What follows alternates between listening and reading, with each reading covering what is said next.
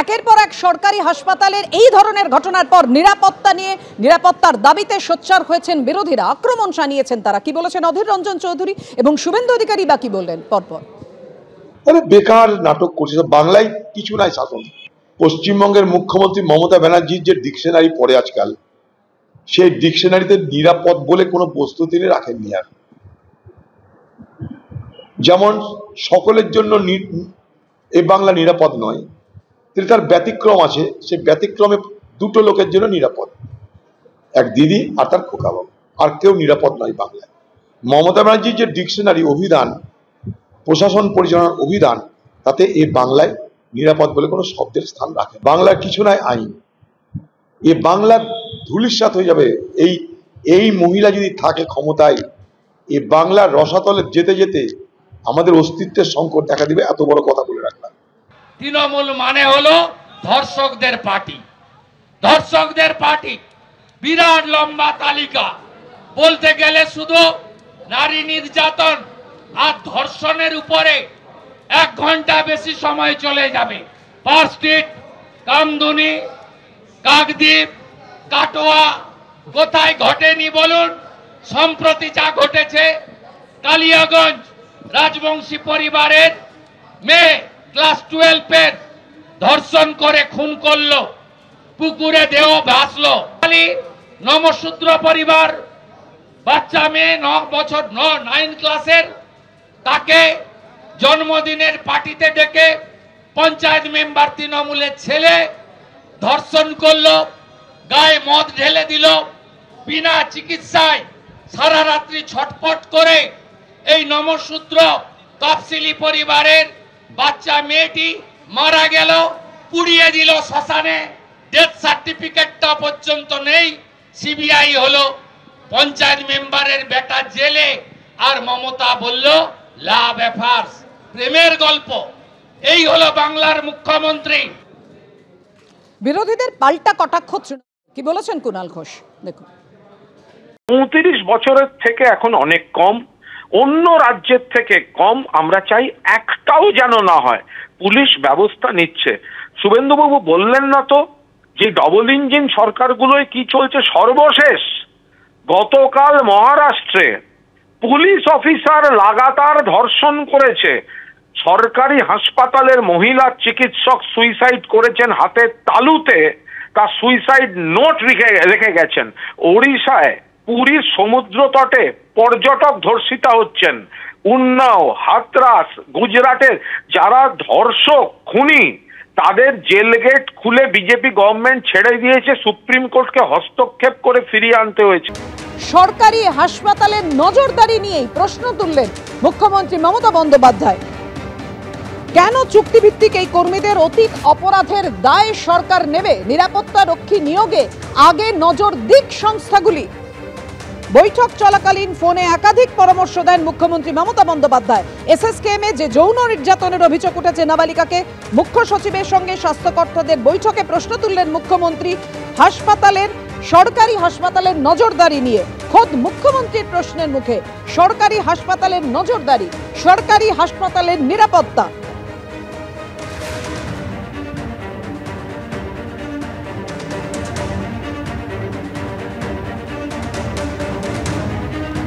এসএসকেএমে যে ভয়ঙ্কর ঘটনা ঘটেছে, এক নাবালিকাকে যৌন নির্যাতন, যে নিরাপত্তা রক্ষীর বিরুদ্ধে অভিযোগ উঠেছে তাকে গ্রেফতার করেছে পুলিশ। কিন্তু সেই নিরাপত্তা রক্ষী আগে এসএসকেএমে কাজ করত, তারপর সেখান থেকে সাসপেন্ড হয় সে, এমনই জানা গেছে, এবং তারপর এনআরএসে কাজ করত। সে কি করে এসএসকেএম হাসপাতালে ঢুকলো? একেবারে নিজেকে শিশুরোগ বিশেষজ্ঞ পরিচয় দিয়ে এসএসকেএম হাসপাতালে ঢুকে ওই নাবালিকার ওপর যৌন নির্যাতন চালায় বলে অভিযোগ। আর এই ভয়ঙ্কর ঘটনায় তোলপাড় গোটা রাজ্য। আজকে বৈঠকে বসে মুখ্য সচিব, রাজ্য পুলিশের ডিজি এবং পুলিশ কমিশনার, বিভিন্ন সরকারি হাসপাতাল, মেডিকেল কলেজের অধ্যক্ষদের নিয়ে। সেখানেই ফোনে পরামর্শ দিলেন মুখ্যমন্ত্রী।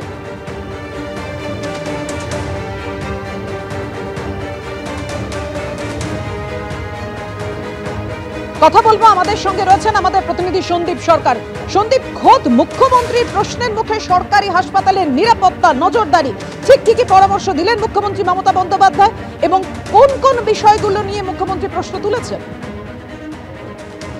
দেখো, সিএম যে বিষয়ে তার অসন্তুষ্টের কথা জানিয়েছেন তা হলো কেন শুধুমাত্র দুটি বিভাগ নিয়ে বারবার প্রশ্ন উঠবে, কেন শুধুমাত্র পুলিশ এবং স্বাস্থ্য এই দুই বিভাগ, এই দুই দপ্তর নিয়ে বারবার প্রশ্ন উঠছে, এই প্রশ্ন মুখ্যমন্ত্রী তুলেছেন। এবং তার পাশাপাশি এটাও বলা হয়েছে যে সরকারি হাসপাতালের নিরাপত্তা যেন অটুট থাকে, নিরাপত্তা যাতে বিঘ্নিত না হয়, বাইরের লোক, বহিরাগত লোক, আনঅথরাইজড লোক যাতে হাসপাতালের ভেতরে ঢুকতে না পারে সেই বিষয়টা নিশ্চিত করতে নির্দেশ দিয়েছেন মুখ্যমন্ত্রী। 5 দফা ব্যবস্থা নেওয়ার নির্দেশ দেওয়া হয়েছে। এক হচ্ছে হাসপাতালের ভেতরে সেফটি সিকিউরিটি বাড়াতে হবে। 2, নন গভর্নমেন্ট লোকজন, অর্থাৎ নন গভর্নমেন্ট লোকজন মানে সরকারি হাসপাতালের ভেতরে প্রত্যেক দিন নানান বেসরকারি সংস্থার লোকজন ঢোকেন। কারা তারা? পিপিপি মডেলে তৈরি সিটি স্ক্যান, এমআরআই, ডিজিটালে তৈরি CT scan, MRI, digital X-ray, dialysis unit, ন্যায্য মূল্যের ওষুধের দোকান, তাদের কর্মচারী এই সমস্ত বিভাগের যারা লোকজনরা ঢোকেন তারা, পিডব্লিউডি সিভিল এবং ইলেকট্রিক্যাল বিভাগের লোকজন, পিডব্লিউডি সিভিল এবং ইলেকট্রিক্যাল বিভাগের থেকে বেসরকারি যে সমস্ত সংস্থা ভেন্ডার পায় তাদের, সেই সমস্ত বেসরকারি সংস্থার লোকজন, বেসরকারি নিরাপত্তা এজেন্সির কর্মচারী, বেসরকারি সাফাই সংস্থার কর্মচারী, এরাই হচ্ছে মূলত সরকারি হাসপাতালে প্রত্যেক দিন ঢোকেন যারা বেসরকারি সংস্থার কর্মচারী, কিন্তু সরকারি কর্মী তারা নন, কিন্তু তাদের কাজের ক্ষেত্র হচ্ছে সরকারি হাসপাতাল। তারা কারা? তাদের পুলিশ ভেরিফিকেশন সার্টিফিকেট হাসপাতালের কাছে জমা থাকতে হবে। যারা এতদিন ধরে, এত বছর ধরে কাজ করছেন তাদের পুলিশ ভেরিফিকেশন সার্টিফিকেট, অর্থাৎ তাদের যে সমস্ত রেকর্ড রয়েছে সেগুলো যাচাই করে পুলিশ ভেরিফিকেশন সার্টিফিকেট তাদেরকে হাসপাতালে জমা দিতে হবে, যারা প্রত্যেক দিন নানান প্রয়োজনে সরকারি হাসপাতালে কাজ করেন কিন্তু তারা সরকারি কর্মচারী নন। এই বিষয়টা নিশ্চিত করা হচ্ছে, এই বিষয়ে নির্দেশ দেওয়া হয়েছে। এর পাশাপাশি যারাই কাজ করবেন, সরকারি কর্মচারী হন, সরকারি ডাক্তার, নার্স, স্বাস্থ্যকর্মী হন বা বেসরকারি সংস্থার কর্মী হন, তাদেরকে সচিত্র পরিচয়পত্র গলায় ঝুলিয়ে ডিউটি করতে হবে।